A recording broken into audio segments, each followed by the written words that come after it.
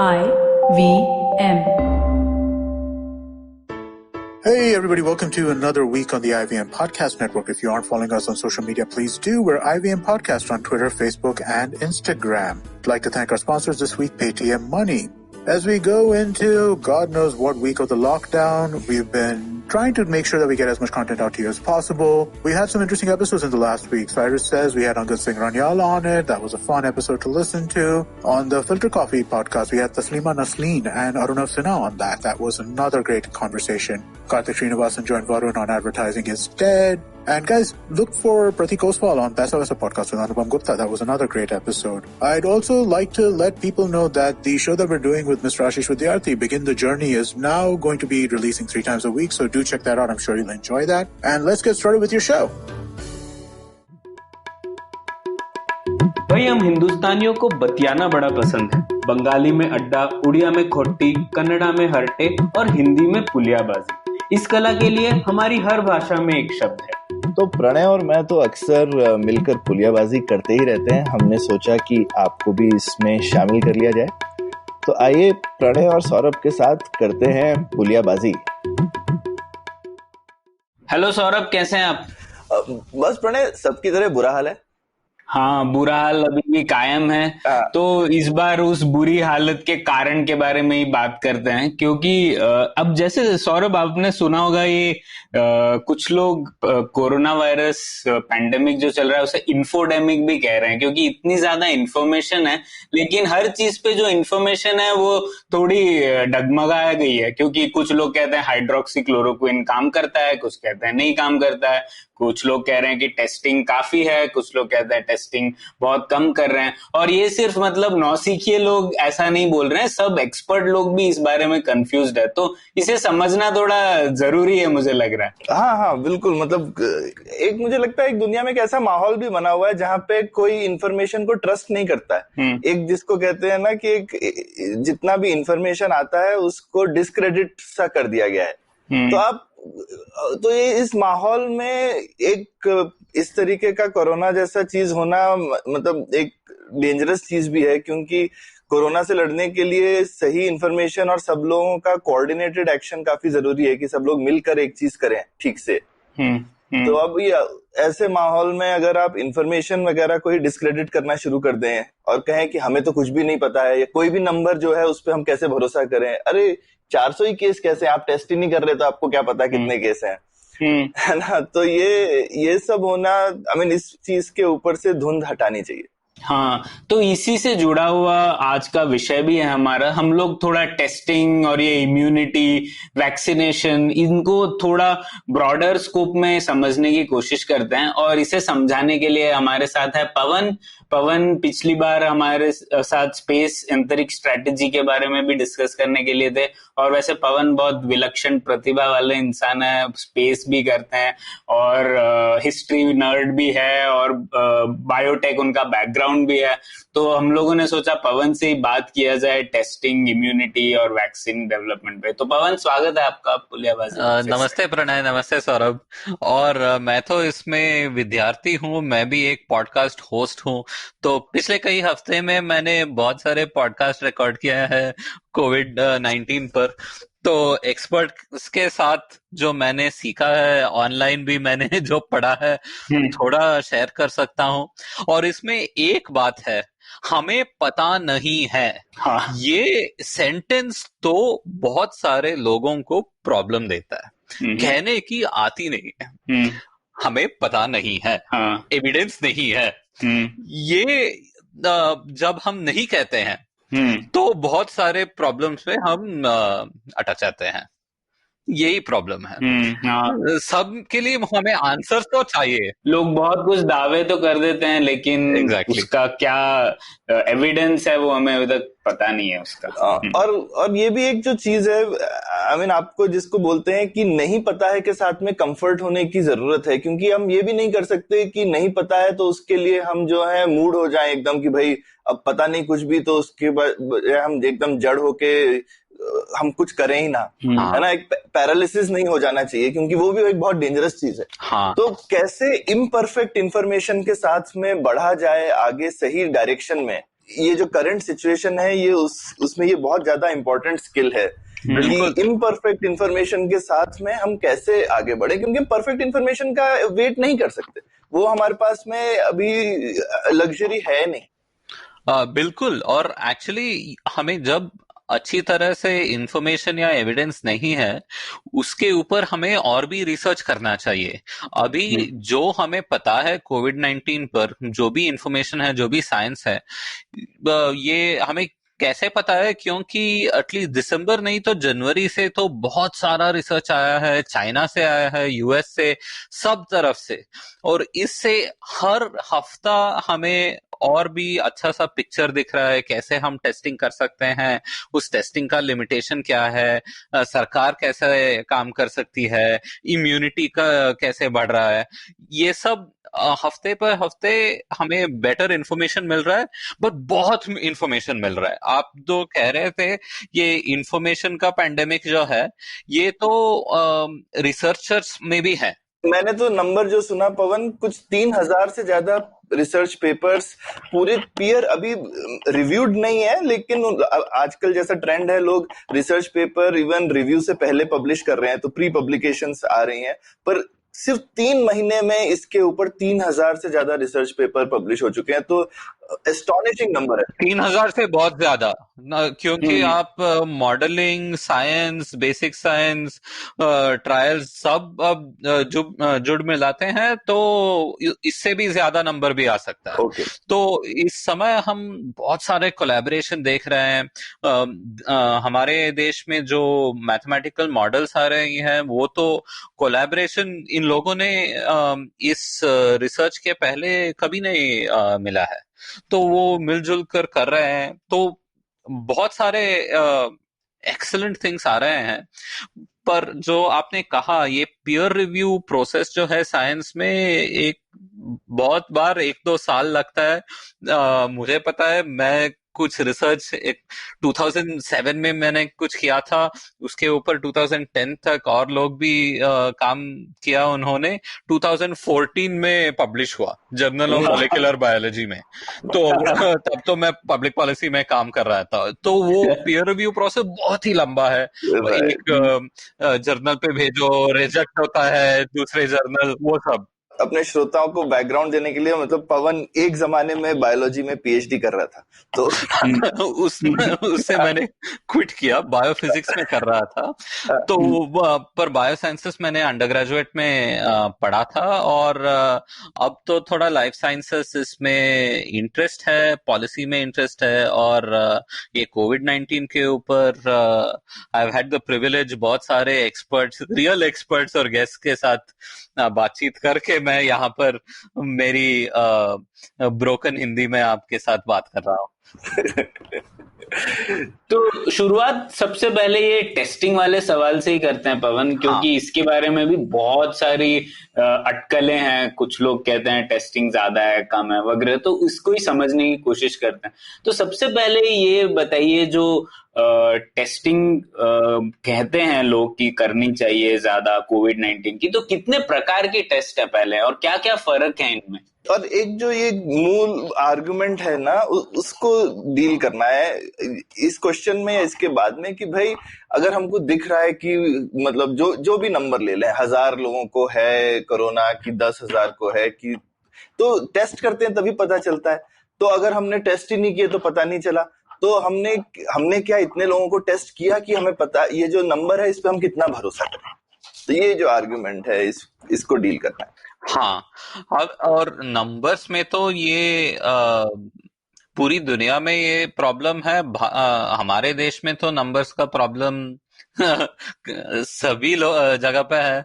हमारे death certificates आप लीजिए, डेथ सर्टिफिकेट में कॉज ऑफ डेथ जो है, हमारे यहाँ पर पोस्टमार्टम रेट तो बहुत कम है, और पोस्टमार्टम में भी ये बहुत ही इंपॉर्टेंट चीज है कि कॉज ऑफ डेथ सही से लिखना है।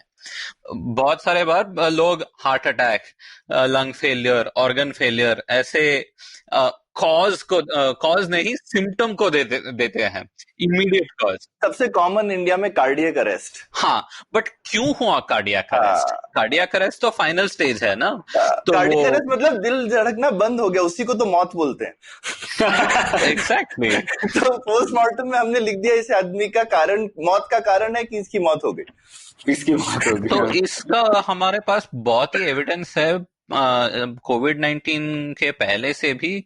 जब डेंगू से मरण हुआ उसको और कोई कार्डियक अरेस्ट या और कोई रीजन दिया, तो अभी तो से कोई कोविड पेशेंट्स हॉस्पिटल तक आते हैं, वहीं पर अब उनका मरण हो जाता है।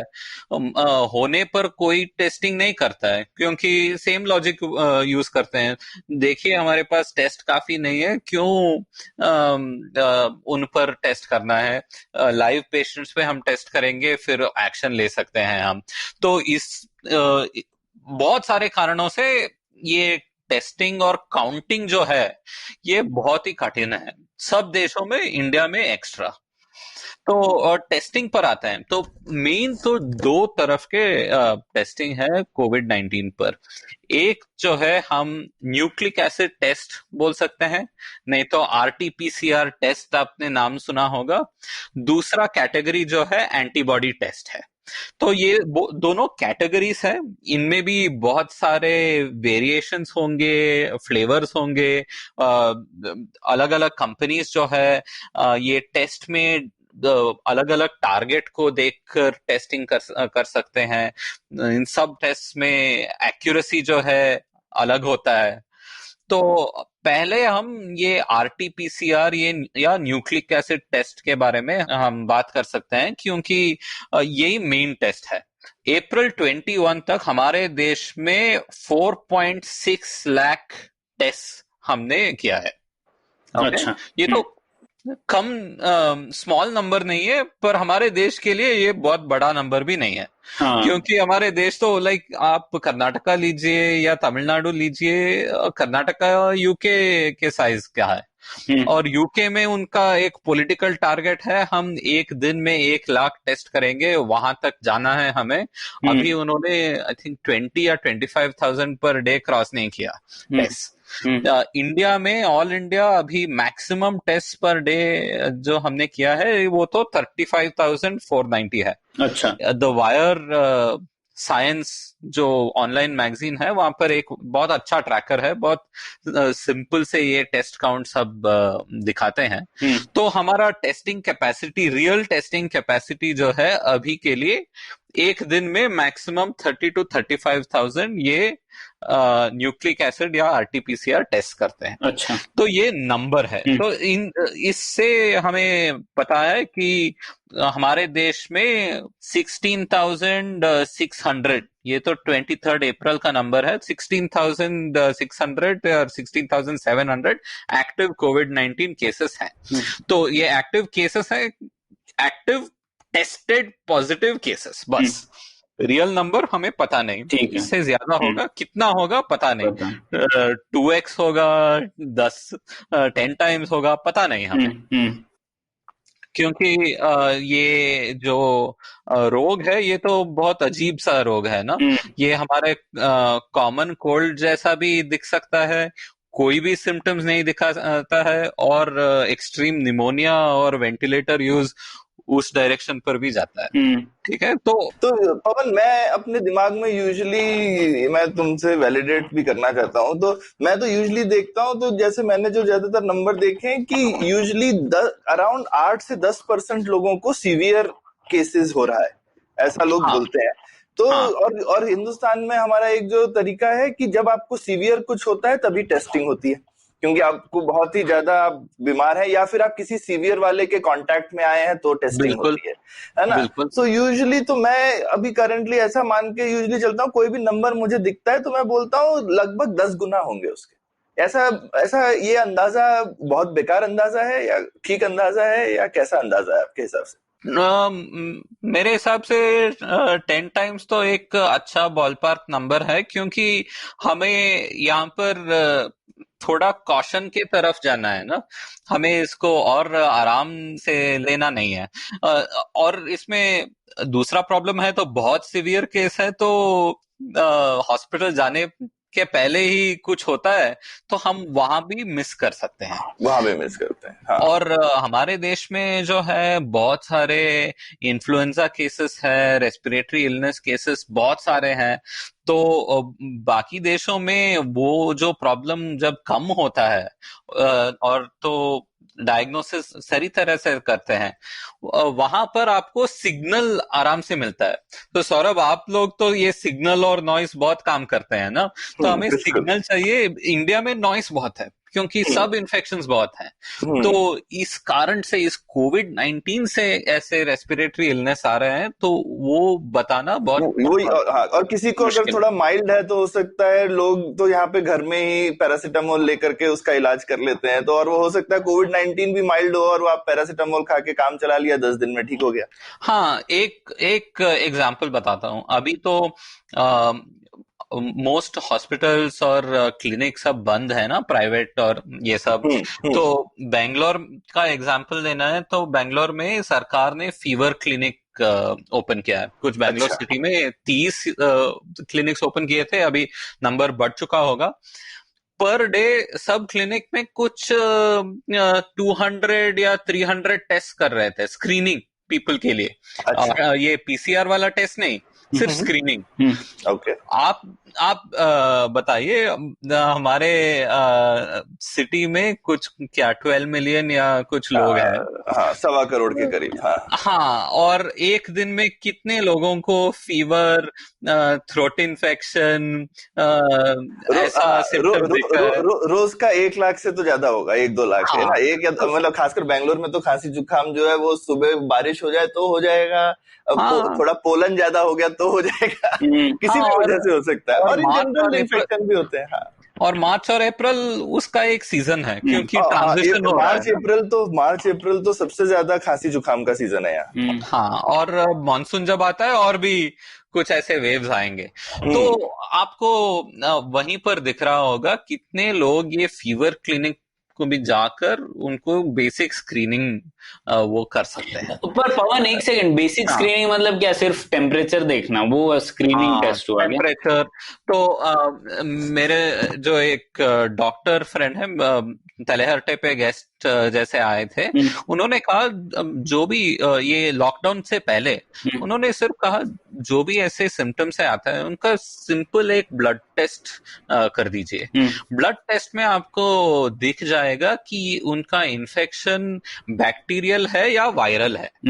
तो बैक्टीरियल है तो ऑटोमेटिक आप रूल आउट कर सकते हैं ना। वायरल है तो देखना पड़ेगा ये राइनो वायरस से आया है, इन्फ्लुएंजा से आया है, और कुछ भी। तो ऐसे हम बहुत सारे डिफरेंट सिंपल टेस्ट से कुछ अलग अलग मेजर्स कर सकते हैं। उसको नेशनल स्ट्रैटेजी में हम कैसे जुड़ाएं वो तो अलग बात है, क्योंकि चाइना में जब वुहान में ये पूरा आउटब्रेक हुआ, बहुत लोगों ने सिर्फ चेस्ट सीटी स्कैन बनाना शुरू किया, क्योंकि वो चेस्ट सीटी स्कैन में जब सीरियस इन्फेक्शन होता है, आपके लोअर रेस्पिरेटरी सिस्टम, लंग्स में जो पैटर्न आती है सीटी स्कैन से, उससे आप को कुछ 70% एक्यूरेसी से आप बता सकते हैं कि इनमें कुछ कोविड-19 जैसे सिम्टम्स दिख रहे हैं। अच्छा। तो टेस्ट जो है बहुत सारे हैं, पर मेन कंफर्मेशन पक्का आपको बताना है कि इस पेशेंट में कोविड-19 है, तो आपको ये RNA nucleic acid test basically हम उसमें आपके खून या आपके सलाइवा में देख रहे हैं कि जो वायरस का जेनेटिक मटेरियल हमको मिलता है कि नहीं। तो वो तो एकदम अचूक तरीका हो गया। आप उसका इफेक्ट नहीं देख रहे हैं, आप सीधा चेक कर रहे हैं कि यहाँ वायरस है कि नहीं। हाँ, और नहीं, इंडिया का टेस्टिंग स्ट्रैटेजी जो है आपको थोड़ा बढ़ रहा है। मार्च और अप्रैल और मई तक हमने देखा है कि पहले आपको डायरेक्ट फॉरेन रिटर्न होना था, फिर फॉरेन रिटर्न प्लस सिम्टम्स, और उनके साथ कांटेक्ट हुआ तो आप भी क्वालिफाई हो सकते हैं ये टेस्ट के लिए। फिर उन्होंने कहा कि अस्पताल में आपको सारी सिवियर अक्यूट रेस्पिरेटरी इन्फेक्शन, ये सारी सिम्टम्स आप देख रहे हैं तो आप टेस्ट के लिए एलिजिबल हैं। फिर उन्होंने अभी स्लोली कहा है कि ये रैपिड टेस्ट के लिए हॉटस्पॉट जगह में इन्फ्लुएंजा लाइक इलनेस, माने कुछ भी फीवर, थ्रोट इन्फेक्शन, ऐसे कुछ भी जो आपको सिम्टम्स है तो हम टेस्ट करेंगे। तो ऐसे बहुत सारे टेस्टिंग क्राइटेरिया अडेप्ट और इवॉल्व होकर आ रहे हैं। इसमें एक सप्लाई का कंस्ट्रेंट भी है, क्योंकि टेस्ट ज्यादा नहीं होंगे तो आपको ये रेशन कार्ड जैसे कुछ रेशनिंग करना है ना, किसको आप टेस्ट देंगे। तो ये सब चैलेंजेस हैं। पर टेस्ट के बारे में अब बात करूंगा, क्योंकि ये टेस्ट जो है आपने देखा होगा हमारे सुप्रीम कोर्ट ने एक बार बैन कर दिया कि ये टेस्ट प्राइवेट लैब में भी फ्री से करना है, इसको चार्ज नहीं करना है, क्योंकि प्राइवेट कॉस्ट तो 4,500 रुपीज है। एक डायग्नोस्टिक टेस्ट के लिए इतना पैसा हमने कभी भी खर्च नहीं किया। बहुत सारे डायग्नोस्टिक टेस्ट, ये डेंगू ऐसा जब टेस्ट जो आप लेते हैं 600 रुपीज, 1000 रुपीज, 1200 में आप काम खत्म कर सकते हैं। ये क्यों ऐसा एक्सपेंसिव टेस्ट है कि पहले ये ब्लड टेस्ट नहीं है, ये मेन टेस्ट जो है आपका सलाइवा या वो नेसोफेरेंजियल टेस्ट बोलते हैं, एक लॉन्ग आपको ये ईयरबड जो है ना, बेसिकली ऐसा एक स्वाब लेके आपके गले के अंदर से जो वहां का स्किन है ना, वो सेल्स थोड़ा लेके उसको टेस्ट करते हैं। अच्छा।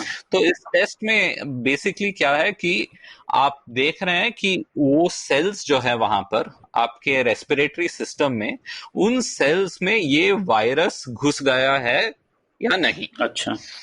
वो टेस्ट है। तो वो कैसे करते हैं कि वो ये कोविड-19 या SARS-CoV-2 वायरस है, ये तो एक आरएनए वायरस है।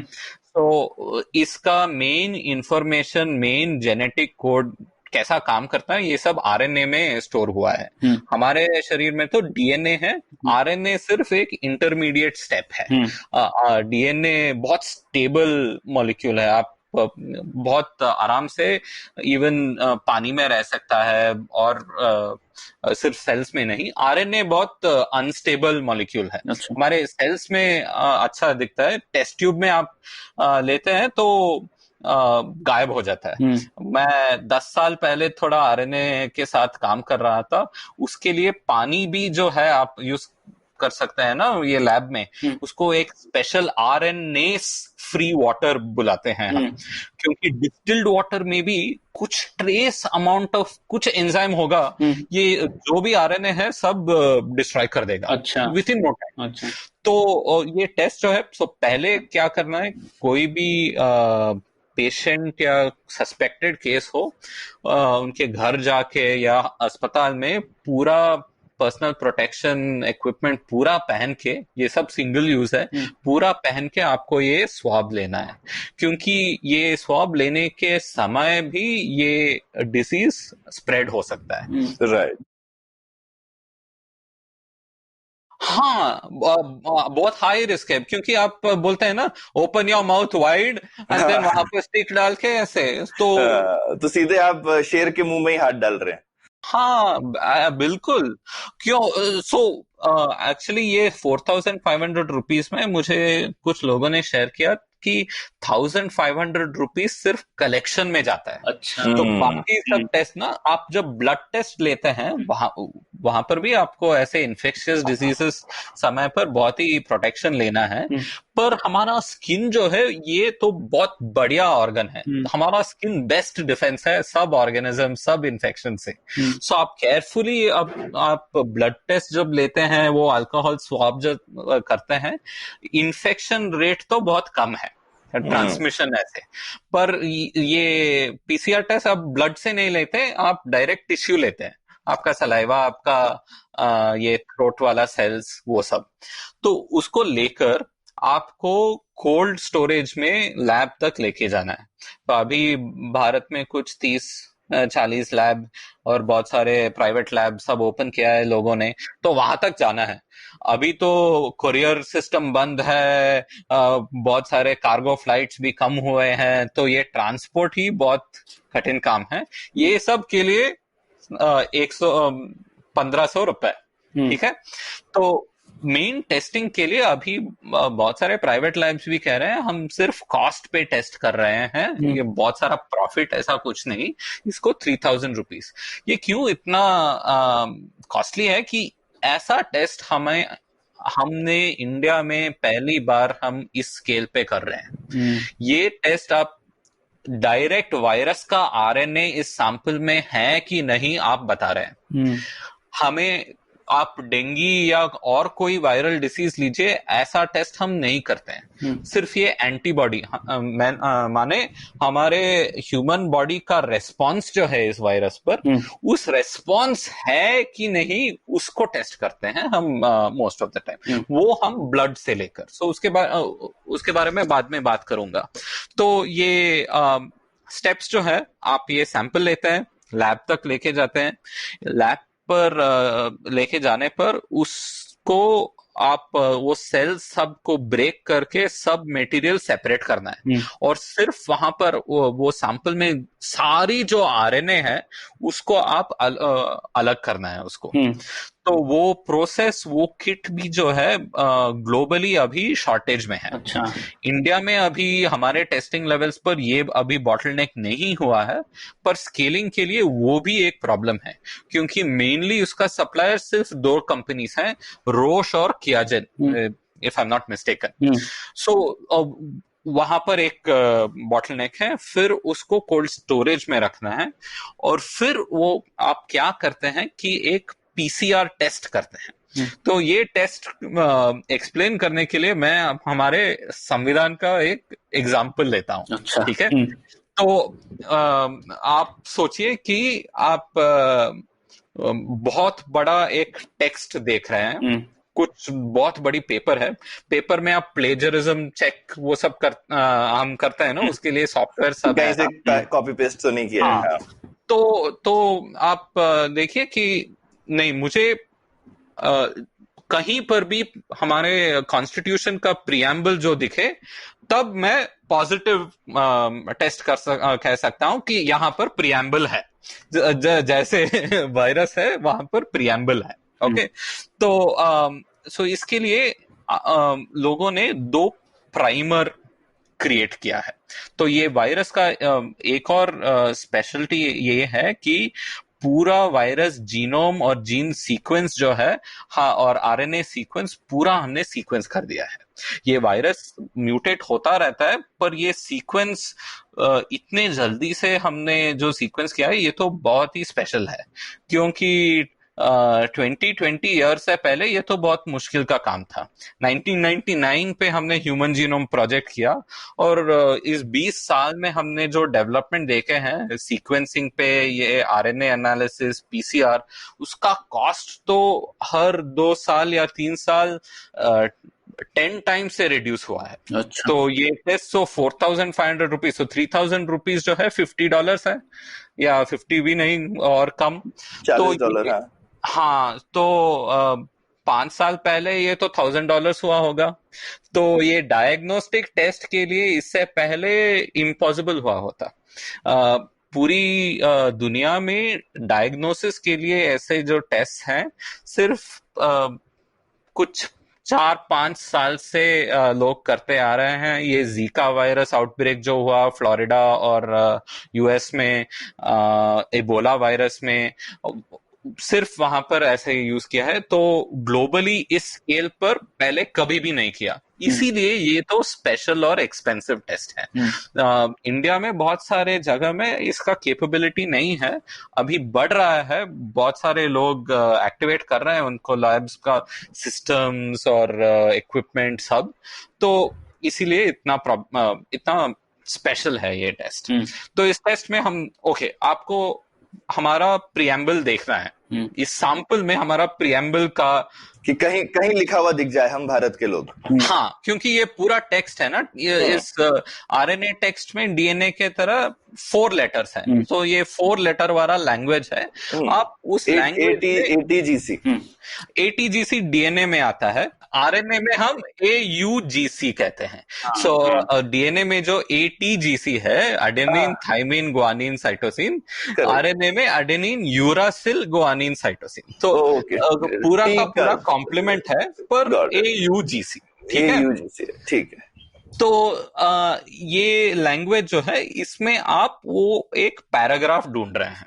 तो पूरा वायरस में बहुत सारे जीन्स, बहुत सारे प्रोटीन्स होते हैं ना, इसमें भी रिसर्चर्स ने रिसर्च किया है कि कहाँ पर हम ढंग से हम रीड कर सकते हैं, कौन सा पैराग्राफ अच्छा है। क्योंकि ऐसा चीज भी ढूंढना है जो बहुत जगह पे नहीं मिले, कोई यूनिक होना चाहिए ताकि उससे पता चले यही वायरस है और कोई आरएनए नहीं पकड़ लिया। क्योंकि हमारे बॉडी में बहुत सारा वायरस होगा हमारे, सो ह्यूमंस में नहीं होना चाहिए और वायरसेस में नहीं होना चाहिए, ये तो बहुत यूनिक होना चाहिए, राइट। सो देखिए हमारे कॉन्स्टिट्यूशन प्रियम्बल में एक स्टार्टिंग में we the people of India, तो having solemnly resolve to constitute India into a, वो जो फ्रेज है वो यूनिक होगा, क्योंकि वो अमेरिकन कॉन्स्टिट्यूशन में आपको नहीं दिखेगा और कहीं पर नहीं दिखेगा, तो वो एक यूनिक होगा। तो उसका एक सीक्वेंस जो है, एक कॉम्प्लीमेंट्री सीक्वेंस, वो आरएनए में, वायरस आरएनए में है, उसका एक कॉम्प्लीमेंट जो है वो बनाकर वो एक प्राइमर बन जाता है। तो वो पहला प्राइमर। दूसरा प्राइमर, आप प्रियम्बल के एंड पे जाइए। In our constituent assembly this 26th day of November 1949। और कितने सारे संविधान होंगे जो सिर्फ यही डेट पे कॉन्स्टिट्यूट असेंबली के साथ बना हुआ होगा और कहीं नहीं, है ना। तो वो एक दूसरा प्राइमर बन सकता है। तो जब ये 2 प्राइमर है आपके पास, और तीसरा जो है, आप एक प्रोब बना सकते हैं। ये प्रोब जो है कुछ लाइन मिडिल पे, so fraternity assuring the dignity of the individual and unity of the nation, ऐसे कुछ चीज उस सीक्वेंस पर आप एक कलर दिखाने वाली कंपाउंड डालकर वो एक प्रोब बना देते हैं। तो ये तीनों चीज चाहिए और रिएजेंट्स के साथ। तो ये आरएनए आप जब लेते हैं, उसको पहले फर्स्ट डीएनए कॉपी बनाना है आपको। सो आरएनए से डीएनए, एक रिवर्स ट्रांसक्रिप्टेस एक एंजाइम हम बताते हैं। तो ये रिवर्स ट्रांसक्रिप्टेस करके फिर हमारे पास एक कुछ 40 और 45 ईयर ओल्ड टेक्नोलॉजी है, पीसीआर, पॉलीमरेज चेन रिएक्शन। ये बेसिकली क्या है कि एक लेबोरेटरी में, एक टेस्ट ट्यूब में हम और अलग अलग रिएजेंट डाल के, हीट और टेम्परेचर चेंज करके, हम डीएनए का एक कॉपी से 1000, 1 मिलियन, 1 करोड़, 1 लाख करोड़ कॉपीज हम कुछ 6-7 आवर्स में हम कर सकते हैं। ये बहुत ही इंपॉर्टेंट टेक्नोलॉजी है। तो ये टेक्नोलॉजी अभी बहुत ही अफोर्डेबल हुआ है। तो ये सैंपल डाल के आप सिर्फ ये सीक्वेंस, जो दोनों प्राइमर जो दिखता है, उसी सीक्वेंस को आप एम्पलीफाई करते हैं। तो वायरस का एक ही कॉपी होगा या सिर्फ 10 कॉपी होंगे, उसको आप 10 लाख करोड़ कॉपीज बना सकते हैं। अच्छा। ये जो कॉपी बनता है, इस प्रोसेस में वो मिडिल वाला प्रोब हमने कहा ना, उसके साथ एक कुछ कलर दिखाने वाली कुछ कंपाउंड होगा, वो प्रोब भी यूज हो जाता है। तो वो कलर दिखाने वाली कंपाउंड सेपरेट हो जाती है। तो जिस टेस्ट ट्यूब या वेल पे आप ये टेस्टिंग कर रहे हैं, वहां पर आपको थोड़ा कलर या फ्लोरेसेंस दिखेगा। फिर आप कह सकते हैं कि इस सैंपल में हमें इस वायरस की आरएनए दिख रही है। ठीक है, इतने सारे स्टेप्स हैं सिर्फ आपको दिखाने के लिए कि यहाँ पर वायरस की आरएनए हमें दिख रही है। और ये कितना रिलायबल है पवन? आई मीन, इसमें कोई कभी गलती होने का चांस रहता है क्या, या फिर ये एकदम अचूक है? सी, नो टेस्ट इज 100% परफेक्ट, वो तो आपको कभी नहीं मिलेगा। पर ये पीसीआर टेस्ट जो है यहाँ पर फॉल्स पॉजिटिव तो बहुत कम है। तो ये आरएनए वायरस नहीं है तो आपको ये टेस्ट फॉल्स पॉजिटिव तो नहीं दिखेगा। ठीक है, आरएनए वायरस तो होना ही है, तो उसका 0.5 या 1% से कम एरर रेट है। पर फॉल्स नेगेटिव जो है, आपके पास इन्फेक्शन होगा, वायरस होगा, पर ये टेस्ट लेकिन मिस हो गया। हाँ, ये टेस्ट नेगेटिव दिखा सकता है। मतलब वायरल लोड बहुत कम होगा जैसे आपका, तो वो इतना एम्पलीफाई नहीं, वायरल लोड कम होगा, नहीं तो सैम्पलिंग स्वैब लेने में गड़बड़ हो गई, सैंपल आपके यहाँ से वहां आते आते, जैसे आपने बोला आरएनए एनीवे इतना ज्यादा कमजोर टाइप की चीज है, वो गायब हो गया या डिस्ट्रॉय हो गया तब तक। एग्जैक्टली। तो उसमें प्रोटोकॉल तो अच्छे तरह से लोग फॉलो करते हैं, पर फॉल्स नेगेटिव तो आ सकता है। तो इसीलिए एक टेस्ट करना काफी नहीं है, बहुत बार मल्टीपल टेस्ट भी करना है। और फिर आप क्वेश्चन पूछ सकते हैं कि कितना टेस्ट काफी है, तो वो एक करेक्ट सवाल है। पर फॉल्स पॉजिटिव का प्रॉब्लम इसमें नहीं है, बाकी टेस्ट में होंगे। अच्छा, तो ये तो एक्सट्रीमली स्पेसिफिक टेस्ट होगा। और ये फॉल्स नेगेटिव जो है उसको हम सेंसिटिविटी कहते हैं इस डायग्नोस्टिक सर्कल्स में। वो सेंसिटिविटी में आपने जैसे कहा बहुत सारे चैलेंजेस होंगे, तो मे बी 60%, 70%, 80% ऐसा सेंसिटिविटी दिखेगा। तो आप 100 पेशेंट लेंगे, 100 पेशेंट कोविड पॉजिटिव होंगे, उनमें आपको मे बी 70 या 60 पेशेंट्स को आप पॉजिटिव टेस्ट दिखा सकते हैं, पर ये फॉल्स पॉजिटिव तो ज्यादा नहीं होगा। नहीं, ये बहुत अच्छी बात की पवन आपने कि इसमें फॉल्स पॉजिटिव कम है। मतलब अगर आपको कोरोना वायरस है तो काफी अच्छी चांस है कि वो पकड़ा जाएगा, है ना। तो ये एक चीज है कि मैं देख रहा था कि भारत में कितने 4 करोड़ लोग हर साल अक्यूट रेस्पिरेटरी डिसऑर्डर से पीड़ित रहते हैं। तो अगर हम लोग ये माने कि इन लोगों को तो भी टेस्ट करना ही है, क्योंकि तो इनके लिए पीसीआर टेस्ट यूज किया जा सकता है, पर कितने स्केल पे, कितने लोगों पर, कैसे और कब, ये सब हमें सोचना पड़ेगा ना। तो पर ये तो मेन टेस्ट है। ऐसे मैंने ये प्रीएम्बल का जो एग्जांपल दिया, ऐसे रिसर्चर्स ने बहुत सारे लोकेशंस फाइंड आउट किया है, और सिर्फ एक टेस्ट नहीं करते, एक को टेस्ट करके फिर कॉन्फर्मेशन टेस्ट देते हैं। तो फाइनली जब रिजल्ट आता है आपको, वो तो फेयरली रिलायबल होगा। ठीक है, पर ये तो एक्सपेंसिव टेस्ट है, ये इसका स्केलिंग का कुछ हार्ड लिमिट तो होंगे। तो अभी आपने न्यूज पे सुना होगा कि रैपिड टेस्ट इंडिया में हमने खरीदा है, कुछ अलग अलग नंबर लोग देते हैं। इंडिया में कुछ 6 लाख या 7 लाख टेस्ट हमने ऑर्डर किया है, कर्नाटका में 65,000 टेस्ट हमने ऑर्डर किया है। ये तो रैपिड टेस्ट है। तो इसके बारे में हम बात करके फिर टेस्टिंग स्ट्रेटेजी के बारे में बात कर सकते हैं। तो ये रैपिड टेस्ट जो है ये तो और भी सिंपल है, ये ओल्डर टेक्नोलॉजी है। इसमें जो है कि हमारे बॉडी का इम्यून रिस्पॉन्स मेनली हम मेजर करते हैं। ठीक है, तो आपको इन्फेक्शन जब होता है, विद इन फर्स्ट 2-3 डेज आपको ये पीसीआर टेस्ट आपको पॉजिटिव हो सकता है, क्योंकि वायरस इन्फेक्शन आपके शरीर में है। पर जब इन्फेक्शन होता है उसके बाद यूजुअली एवरेज 8 या 9 दिन लेकर उसके बाद हमारा इम्यून रेस्पॉन्स डिटेक्ट होना शुरू होता है। तो ये एंटीबॉडी टेस्ट आपको ऐसे डायग्नोस्टिक टेस्ट जैसे करना बहुत ही मुश्किल है, क्योंकि फर्स्ट 8 डेज जब आप हॉस्पिटलाइज भी हो सकते हैं, वहां पर आपने ये टेस्ट किया तो वो सही वाला रिजल्ट तो नहीं दिखाएगा। जैसा डेंगू में होता है, डेंगू में भी तो यही, डेंगू में भी यही चेक करते हैं, और डॉक्टर अक्सर बोलते हैं कि डेंगू में वो लोग 5 दिन बोलते हैं कि भाई 4-5 दिन बाद टेस्ट कराइए, पहले तो फायदा ही नहीं है चेक करने का। सो डेंगू में मैं बताता हूँ, मुझे 2 बार डेंगू इन्फेक्शन हुआ है। मैंने 4 या 5 डेंगू टेस्ट लिया है। सो ऐसे ही डेंगू में 3 टेस्ट हैं, NS1, IgG और IgM।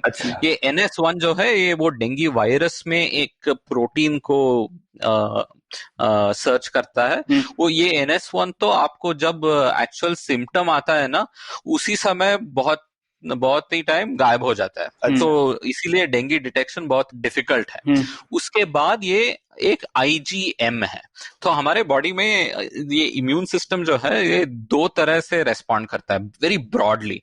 वन तो उसको सेल मीडिएटेड कहते हैं। हमारे टी सेल्स जो है व्हाइट ब्लड सेल्स में, ये HIV एड्स डिजीज में ये टी सेल्स ही HIV उनको मार देता है, तो इसीलिए हमारा इम्यून सिस्टम कॉम्प्रोमाइज होता है। वो सेल मीडिएटेड इम्यूनिटी कहते हैं।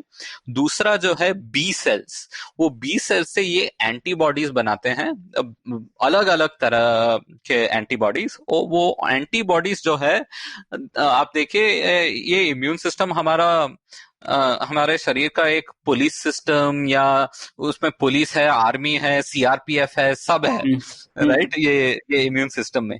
तो ये इम्यूनोग्लोबुलिन, ये IgG, IgM जो है वो एक फर्स्ट रेस्पॉन्डर जैसे आप सोचिए। तो एक वायरस कुछ डिटेक्ट करता है तो पहले उसको डिटेक्ट करके अटैच करके फिर उसको लेके जाता है बाकी सब सिस्टम से।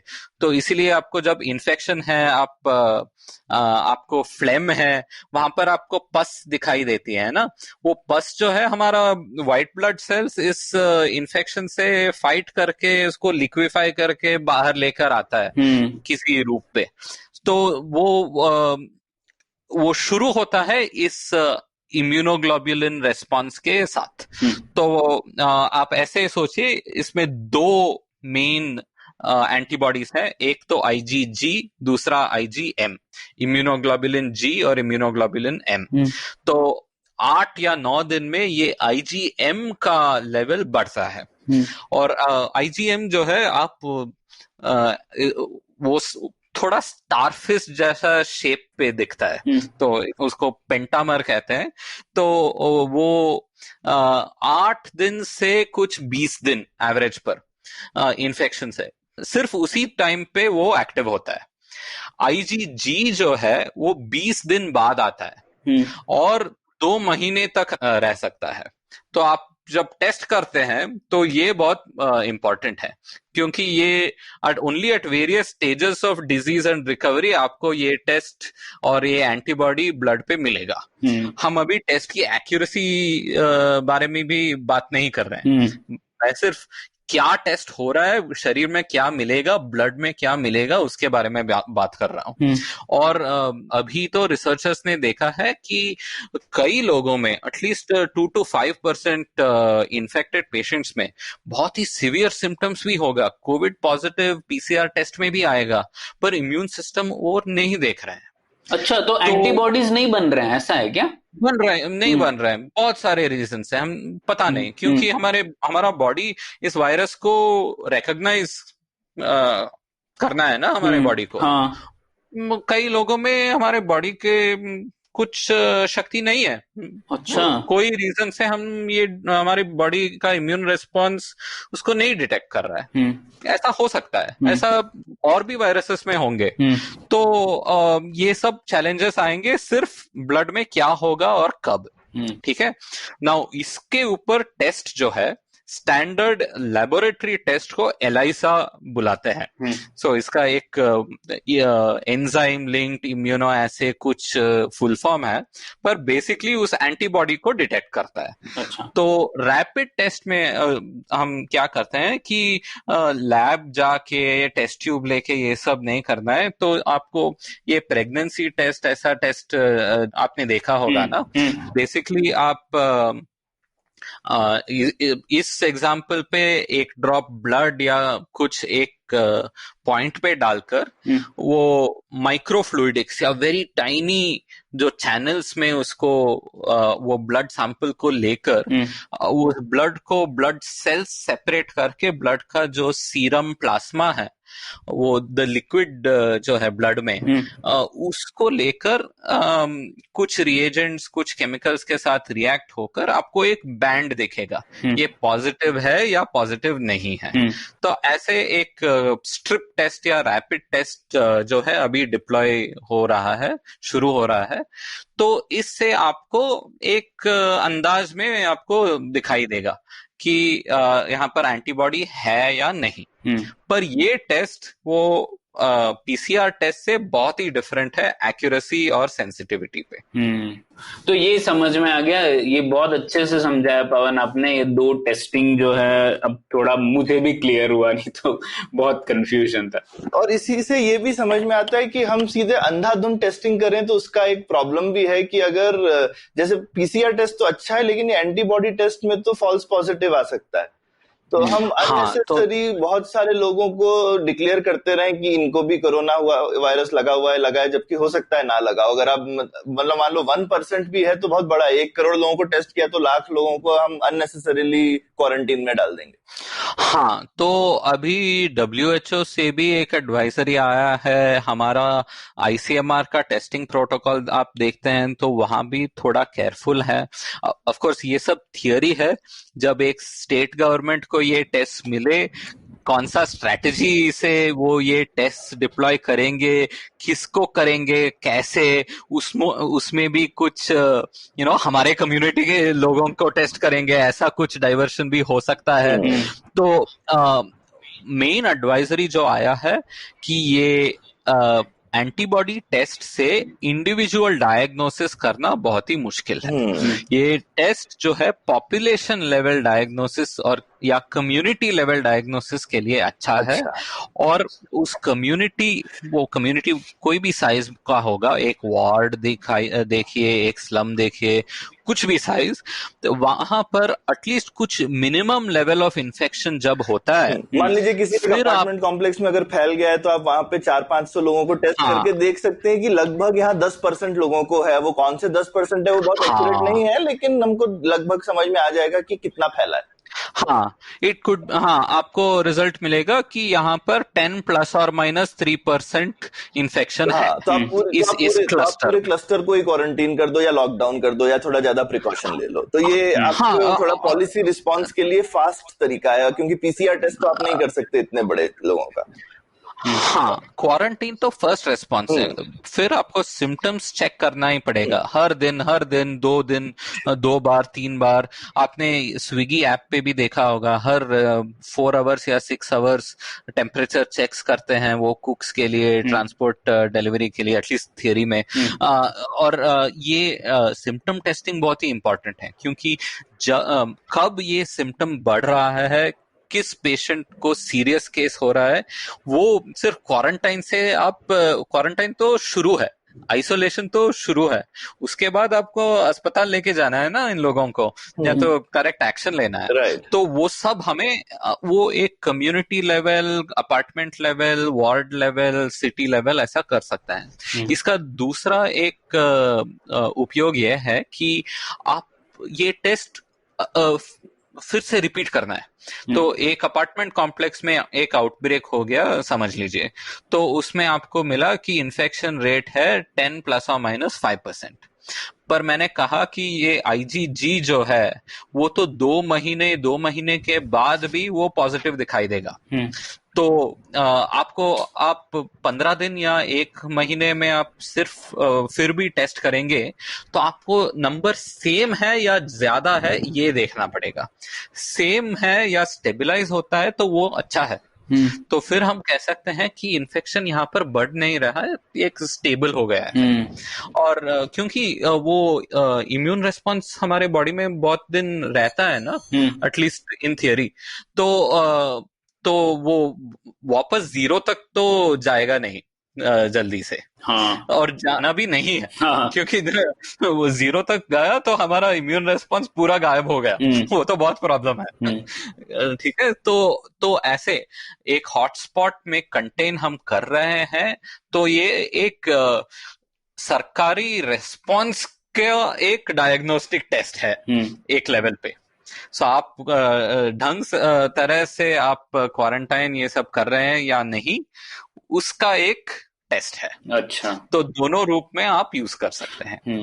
तो इंडिविजुअल डायग्नोसिस के लिए आप स्क्रीन कीजिए, फिर सिम्टम्स है और टेस्ट पॉजिटिव है तो आपका आरटीपीसीआर टेस्ट करना पड़ेगा कि ये कंफर्म्ड केस है या नहीं। वो एक फर्स्ट स्टेप हो सकता है दूसरे स्टेप के लिए। अच्छा, तो फिर इस सवाल पर आ जाते हैं पवन, तो अभी जो हमारी टेस्टिंग है वो क्या लगता है आपको काफी है? अगर काफी नहीं है तो कैसे सोचना चाहिए, कितना एंटीबॉडी टेस्ट होना चाहिए, कितना आरटीपीसीआर टेस्ट होना चाहिए? तो आपका क्या मानना है इसमें? देखिए, नंबर बताना बहुत ही मुश्किल है।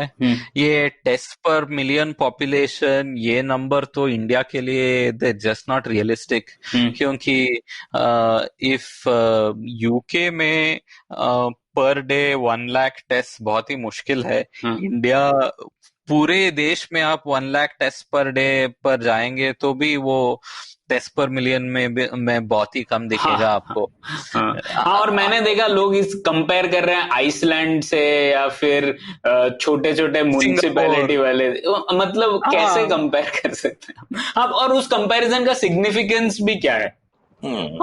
कुछ भी नहीं है। और सिंगापुर, हम एक अभी स्टेट्स और सेंटर नेगोशिएट करके अलग अलग देशों से ये टेस्ट किट्स हम मंगवा रहे हैं। हमारे देश में भी कुछ टेस्ट अभी अप्रूव हुआ है, तो पर ये नंबर गलत है। अभी के लिए मैं ये कह सकता हूं कि टेस्टिंग लेवल अभी काफी नहीं है। हम सही तरह से टेस्टिंग क्राइटेरिया बना के फिर हम देख सकते हैं कि कितना टेस्ट इंडिविजुअल्स के लिए हम कर सकते हैं, कितना टेस्ट हम सर्वेलेंस लेवल पे कर सकते हैं। क्योंकि बोथ ये आरटीपीसीआर टेस्ट और एंटीबॉडी टेस्ट दोनों हमें सैंपल्स में भी करना है, जनरल पॉपुलेशन में नहीं, पर people who have influenza illness. अभी आईसीएमआर ने एक टेस्ट किया जो हॉस्पिटलाइज्ड सारी severe acute respiratory illness patients हैं, उनमें एक सैंपल टेस्ट उन्होंने किया और उन्होंने देखा कि कुछ 2% of all cases in India covid positive test आया था। ये मार्च में। अभी अप्रैल मई में ये नंबर कैसा होगा, ये भी एक इंडिया लेवल या स्टेट लेवल ऐसा टेस्ट करना चाहिए हमें, ठीक है। पर यहाँ पर मैं एक दो एक्स्ट्रा कॉम्प्लिकेशंस डालूंगा नंबर आने से पहले।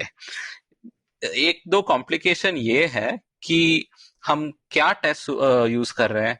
एक तो एफडीए या यूरोप में जो अप्रूव हुआ है वो हम यूज कर रहे हैं, तो वहां पर भी ये अप्रूवल जो है रैपिड अप्रूवल आ रहा है, क्योंकि we want to push things forward. और बहुत सारे रेगुलेटरी हर्डल्स जब हम डालेंगे फिर कोई भी टेस्ट हमको नहीं मिलेगा। पर यहाँ पर क्वालिटी कंट्रोल बहुत ही इंपॉर्टेंट है। एक तो है ये टेस्ट का एक बेस्ट एग्जाम्पल, बेस्ट किट जो है वो अच्छी तरह से काम करती है या नहीं, वो टेस्ट अप्रूव हो जाता है। फिर ईच बैच में अच्छी तरह से कंपाउंड्स आना चाहिए ना।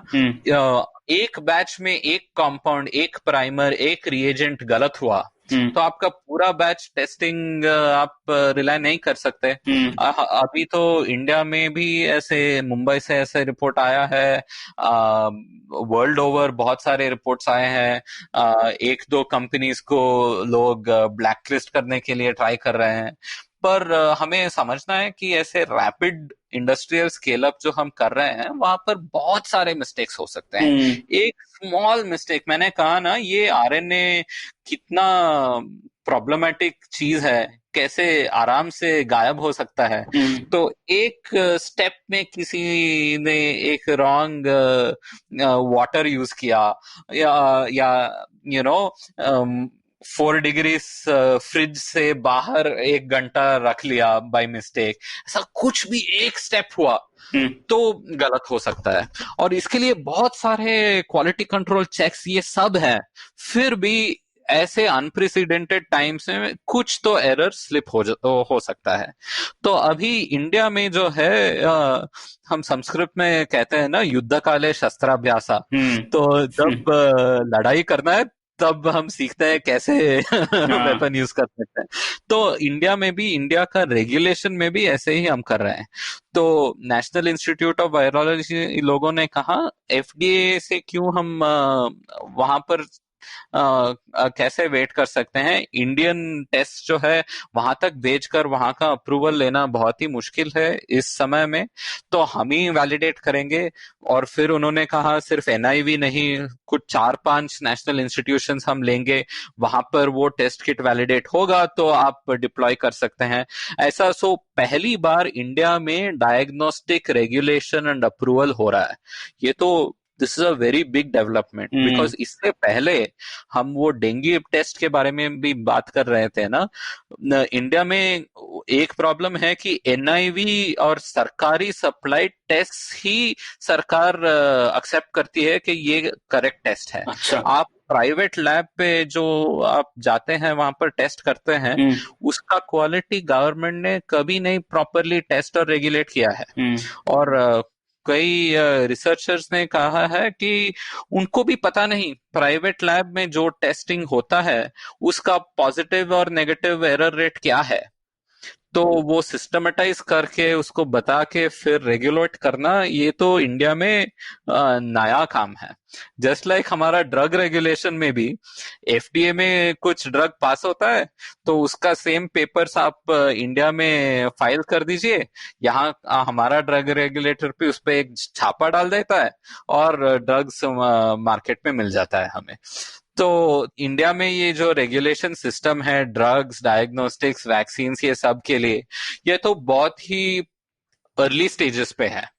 और इस COVID-19 का एक पैंडेमिक जो है, इस समय में थोड़ा हमें अभी दिखाई दे रहा है कि वहां पर भी कैपेसिटी और सिस्टम स्लोली डेवलप हो रहा है, पर उसमें प्रॉब्लम्स आपको दिखाई देंगे।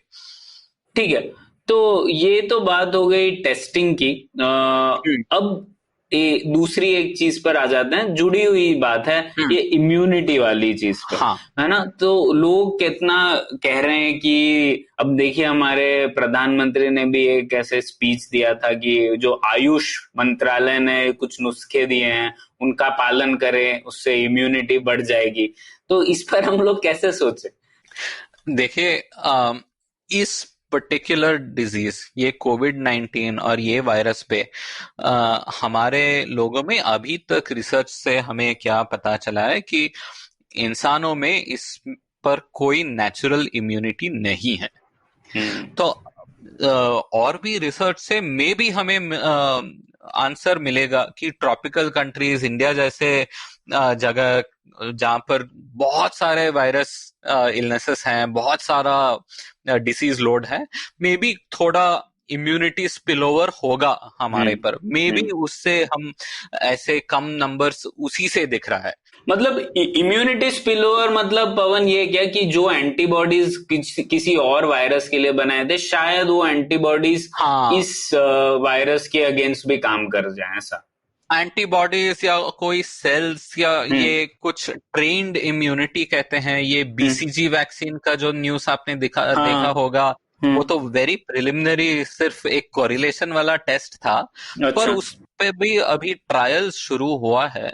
सो वो BCG वैक्सीन या कोई कारण से एक पॉसिबिलिटी है कि हमारे इंडियन जैसे कंडीशंस में बहुत सारे लोगों पे कुछ नेचुरल इम्यूनिटी या रेजिस्टेंस होगा शायद, पर अभी तक की रिसर्च में हम ये कोई भी डेफिनेट से नहीं कह सकते हैं। अच्छा। ये तो एक रिसर्च टॉपिक है।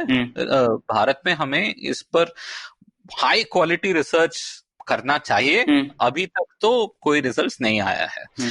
तो ये इम्यून सिस्टम बढ़ाना, बूस्ट करना, देखिए मैंने कहा ना, ये इम्यून सिस्टम एक police force, paramilitary, military force, ये सब कॉम्बिनेशन जैसा आपको हमें सोचना है।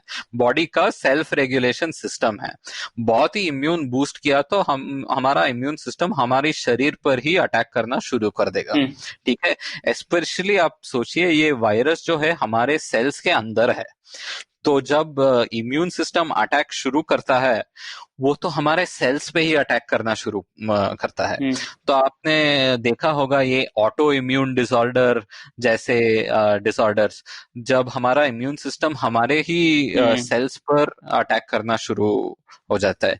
डेंगू में भी हमने देखा है कि आपको जब सेकेंड डेंगू इन्फेक्शन होता है, डेंगू में 4 स्ट्रेन है, एक स्ट्रेन से आप रिकवर होकर दूसरा स्ट्रेन जब आपको हिट करता है, वहां पर हम कहते हैं कि एक साइटोकाइन स्टॉर्म होता है। बेसिकली बॉडी जो है पूरा फुल फायर अलार्म पुल कर देता है और देखता है नहीं नहीं सभी जगह इन्फेक्शन है, सबको मारो। अच्छा। एक लाठीचार्ज जैसे। सो लाठीचार्ज जब हम करते हैं सिर्फ कोई प्रॉब्लम नहीं सॉल्व करते हैं ना, और प्रॉब्लम हम बनाते हैं। तो इम्यून सिस्टम ऐसे वेरी सिंपली बूस्टिंग करना ये सब साइंस में नहीं है। ठीक है, हम क्या कह सकते हैं कि बहुत सारे लोगों में हमारा इम्यून सिस्टम अलग अलग कारण से ढंग से नहीं काम कर रहा है। आपको विटामिन डिफिशिएंसी होगी तो इम्यून सिस्टम रेस्पॉन्स तो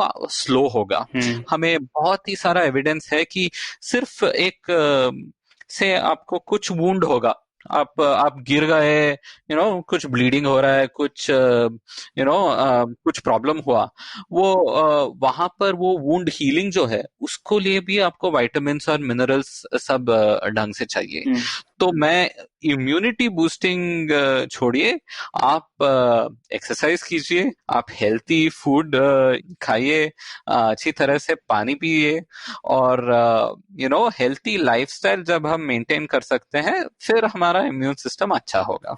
तो इम्यून सिस्टम बेसिकली कुछ चीजों की वजह से खराब हो सकता है और आप वो डेफिशिएंसी पूरी कर सकते हैं, लेकिन एक हेल्दी इम्यून सिस्टम को आप और ऐसे बूस्टिंग का कोई तरीका नहीं है एक्सेप्ट कि वैक्सीन लेकर के हमारे पास एक ही एक तरीका है जिससे इम्यून सिस्टम में हम कोई नई कैपेबिलिटी ऐड कर देते हैं। जैसा अगर आपका एग्जांपल लें तो मतलब हम सीआरपीएफ की जगह एक आईटीबीपी भी ऐड कर दें, तो ये एक तरीका जो है वो सिर्फ एक ही तरीका है कि हम अपने आप को वैक्सीन कराएं या फिर हमको वैसे ही कोई बीमारी हो जाए जिससे कि हमारी बॉडी सीख जाए, कुछ नई ट्रिक सीख जाए।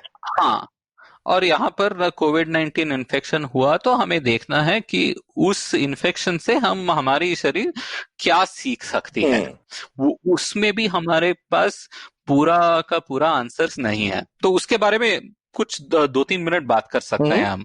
तो अभी का रिसर्च जो कहता है, ये आईजीजी आईजीएम ये सब टेस्ट में कहा ना, ये तो हमारा इम्यून रेस्पॉन्स है, ये तो इम्यूनोग्लोबुलिन्स है, पर ये रेस्पॉन्स जो है हमें एक्सपोजर रेस्पॉन्स हम ये बुला सकते हैं। तो बेसिकली बॉडी इसको रिकॉग्नाइज करने की शक्ति उसमें आई है।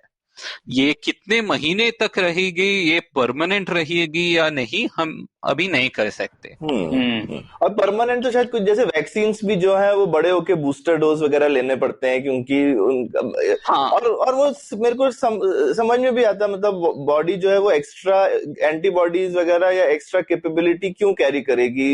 एक आप जैसे जैसे देखेगा कि रिस्क कम है तो हम यूजुअली वो चीजें कम करती जाएगी बॉडी अपने आप ही शायद। हाँ, और ये इम्यून सिस्टम्स में कोई तरह के एंटीबॉडीज और भी कई साल रहेगी या पूरी लाइफ टाइम रहेगी।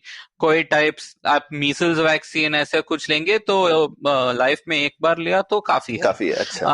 पर इन्फ्लुएंजा वायरस वो वायरस भी चेंज होता रहता है और ये वैक्सीन भी 1 साल रहता है, उसके बाद आपको फिर दूसरा वैक्सीन लेना चाहिए।